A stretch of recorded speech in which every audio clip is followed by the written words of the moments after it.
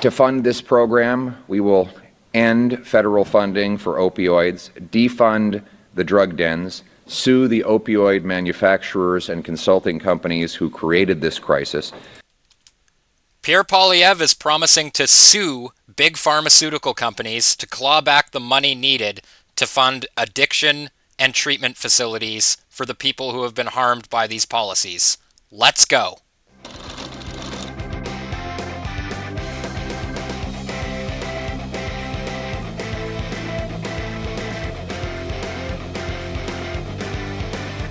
What's up, everybody? Welcome back to Johnny Says So, episode 27. Pierre Poilievre is taking on the giant pharmaceutical companies that have contributed to the opioid crisis facing Canada. Now, he's promising to fund treatment for 50,000 Canadians if he's elected Prime Minister in just a few short weeks. So this is from CTV News. Poilievre rolls out plan to get 50,000 people treated for drug addiction. Conservative leader Pierre Poilievre rolled out his strategy to tackle drug addiction on Sunday. Campaigning in BC, he announced a plan to fund recovery treatment for 50,000 people facing addiction. According to a Government of Canada website, 50,928 deaths attributed to opioids were reported between January 2016 and September 2024. Poilievre said that under a new funding model, organizations that successfully get people off hard drugs would receive funding and would be paid more for dealing with harder cases. A casual drug user who is trying to break the addiction might not need much funding, he said. It could be 10 or 15 counseling sessions for that person, he added. Poilievre said more funding would be provided for more complex cases, such as individuals facing homelessness. Now that's an important distinction right there, because there's quite a big difference between somebody who has their life together and might be recreationally using certain drugs versus somebody who is homeless and obviously needs the help. But it does raise an important point about whether or not this treatment would be voluntary or involuntary. And the libertarian in me gets a little skeptical when you start talking about giving people involuntary treatment. Like, to me, there's a big difference between somebody doing something in the privacy of their own home that doesn't hurt anybody else versus somebody who is sleeping on a park bench that is paid for by taxpayers where there's children present and they're dropping needles everywhere. Pretty important distinction. The article goes on to say, he said a government led by him would cut off funding to organizations running harm reduction programs. Now that, I think, is another step in the right direction. Now, I always used to think of harm reduction as something, obviously, that's good. Before Trudeau, there was a real argument to be made that, prohibition hasn't worked and we should be exploring harm reduction methods for addicts. Give them a safer supply as opposed to a not safe supply, as in illicit drugs.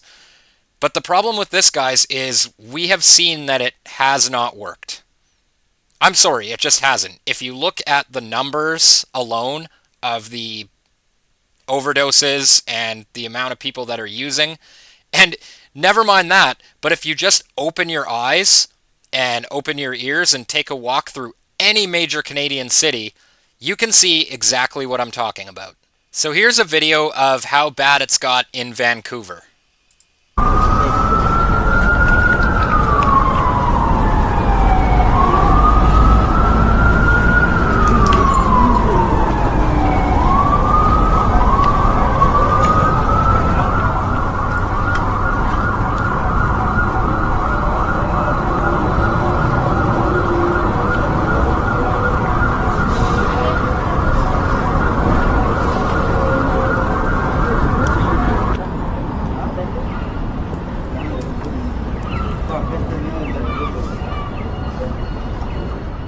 Now, to be fair, the downtown east side of Vancouver has always been ground zero for this sort of thing, but the problem has definitely gotten much worse, and it's not just Vancouver. Any major Canadian city is going to look like this in some areas. Like, Look at that H&R Block there, guys. Imagine having to wade through that to go do your taxes, only to look outside and see where your tax money is going. And it's not just big cities either. It's a problem in the suburbs and even rural communities as well. Right here in Nova Scotia, we had this incident occur last year. Nova Scotia elementary student treated after coming in contact with a needle near her school. That's right, this happened in Lower Sackville, Nova Scotia. And to put that in perspective, guys, Lower Sackville is not an inner city community at all. It's a suburb on the outskirts of the city. And there's been some controversy there because they have a big tent city on a baseball field. And it was in the news again. Parents hire security over concerns with Lower Sackville shelter. My son and his friends stumbled across a methadone bottle that was empty, and luckily I've had conversations with him about not touching anything they don't know. Like, that's right, guys. They've had to hire private security so their children could feel safe at school. This can't go on in Canada. This is unsustainable. And so far, I have not heard much from the Liberal Party about what we're going to do about this. And why would they speak up on it? Most of them have doubled down because it is these terrible policies of theirs that have gotten us into this mess to begin with. Pierre Poilievre on Twitter, shocking, insulting, and dangerously ignorant. Mark Carney says Canada does not have a fentanyl crisis. Tell that to the families of the 50,000 people we have lost. Fentanyl is an absolute crisis in the United States. It's a challenge here, but it's a crisis there. It's a challenge here. Just a challenge, not a crisis. Okay, bud. It's a challenge here, but it's a crisis there. I think Mark Carney sounds incredibly ignorant here. I mean, how many lives does it take for the government to consider something a crisis? And if you don't treat it like a crisis, and in his eyes, if it isn't one, like, are you just going to wait till it is one? Like, it sounds like he's been in his ivory tower for too long. If you walk in any city center, including Toronto, there's people suffering and strung out everywhere. When you realize that we've had almost 50,000 people die since 2016, that's like wiping out a small town. It's no wonder these people want to sweep under the rug the problem that they created. Now I want to go to Pierre Poilievre's announcement on Sunday because he expands on this a lot further. Imagine if the entire city of North Vancouver vanished from the face of the earth. That's what happens when 50,000 people die. It's like a region, a city like a mid-sized city in Canada vanishes off the face of the earth. We've lost 50,000 people in Canada to drug overdoses, more than died fighting for Canada in the Second World War. And thousands more continue to suffer, living in misery as fentanyl takes control of lives. Every single death is an unspeakable tragedy. These are our neighbors, our friends, our brothers or sisters, our children. They had their own lives and their own dreams. They were little babies once, and their parents looked at them with promise in their eye. But maybe through a wrong turn, maybe through an injury they treated with an opioid just to relieve the pain.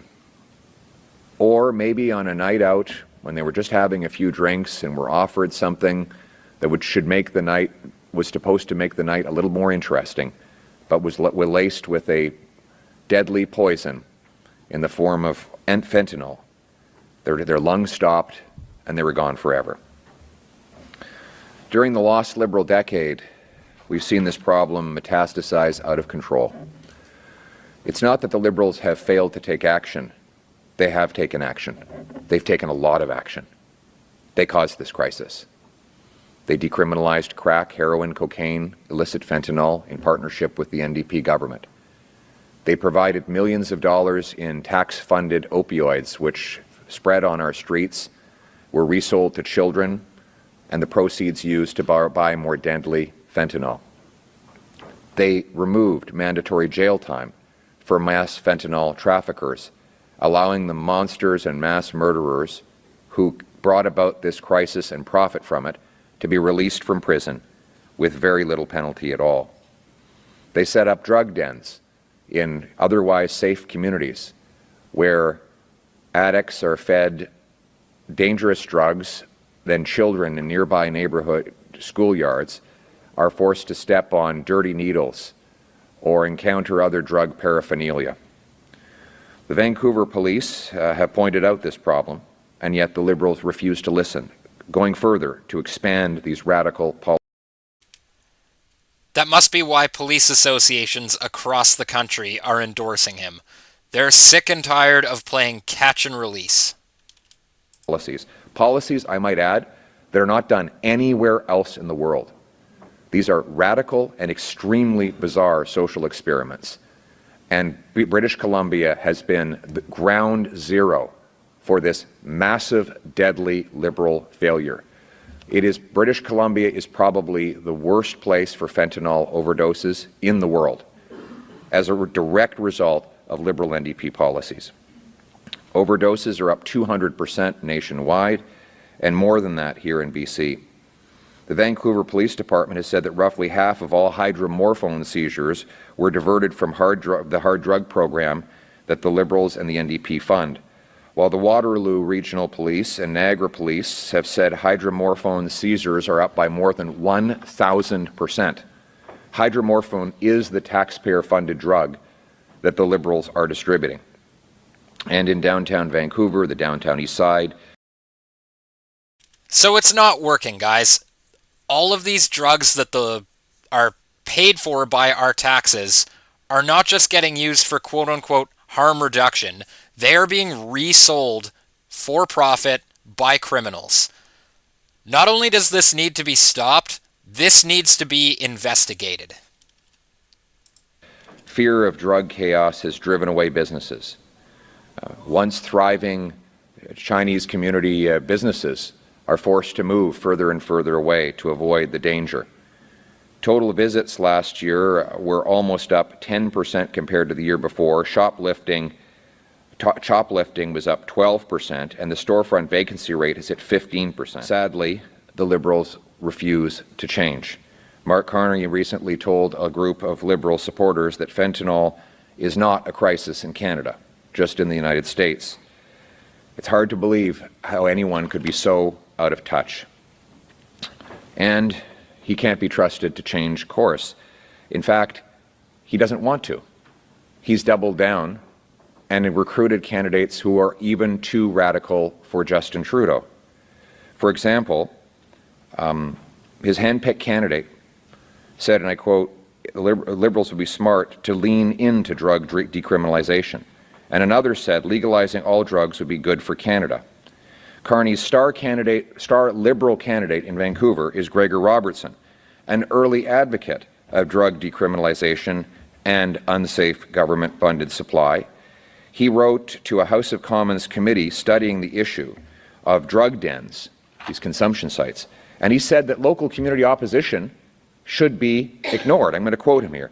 Factors such as the impact of the site on crime rates and expressions of community support or opposition should not be relevant to the federal government's approval process. Imagine that. They're just saying that any sort of opposition to this should be ignored. The concerns of tax-paying citizens should be ignored. These aren't the people that we want leading us, guys. These are authoritarians with their own disgusting agenda, in my opinion. I want you to digest that statement for a moment. Factors such as the impact of the site on crime rates and expressions of community support or opposition should not be relevant to the federal government's approval process for drug consumption sites. So this Liberal candidate who's running today, newly recruited by Mark Carney, says that even if drug dens jack up crime rates in a given community, they should be able to go ahead. This is a federal decision under the Controlled Drugs and Substances Act. And the Liberal team want more of these. Liberals want more of these drug dens in every single community in our country. No wonder that when Gregor Robertson was mayor of Vancouver, overdoses increased by 600%. For 3 terms in government, the Liberal Party has caused the addiction crisis to spiral out of control. The question in this election is, can we afford a fourth Liberal term of rising crime, drugs, and chaos?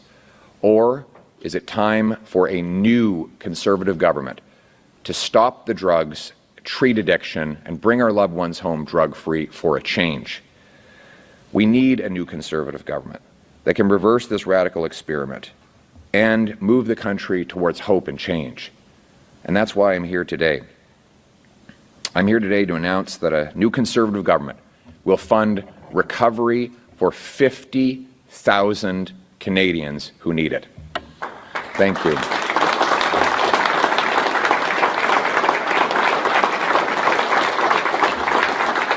you. Thank you.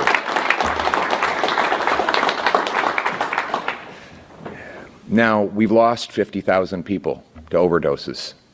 The least we can do is, in their honor, save 50,000 more. Let their loss not be in vain.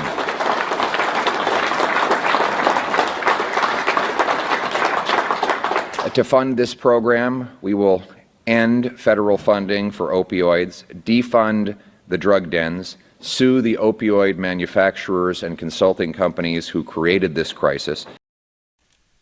And this is the most exciting part for me. Sue the big pharmaceutical companies that helped create this crisis.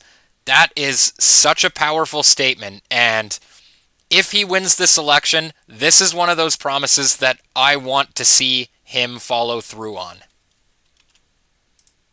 We will eliminate back office bureaucracy, and we will fund directly those people who need the help through groups that have success in delivering drug-free outcomes. And make no mistake, we will be shutting down drug dens. We will ban drug dens within 500 meters of schools, hospitals, daycares, playgrounds, and other places where the community is vulnerable. How did we get to this point, guys? That is the question I want to leave you with tonight. How did we get to the point where we have legalized locations where people can shoot up within 500 meters of a school or a daycare? How is this even a thing? And that's the question I want to leave you guys with tonight. Now, I'm not going to play this entire video because it is over half an hour long, but I'm going to leave a link to it in the description, and I highly recommend you check it out. And that's my show for tonight, guys. Let me know what you think in the comments. Do you think Pierre Poilievre's plan to sue big pharmaceutical companies and fund treatment for 50,000 people who are addicted to opiates in Canada is a good idea? Do you think it's going to be successful if he's elected Prime Minister? I'd love to know what you guys think. And as always, please like and subscribe if you like what you see, and share the video out on your social media. And I'll see you in the next one. Peace.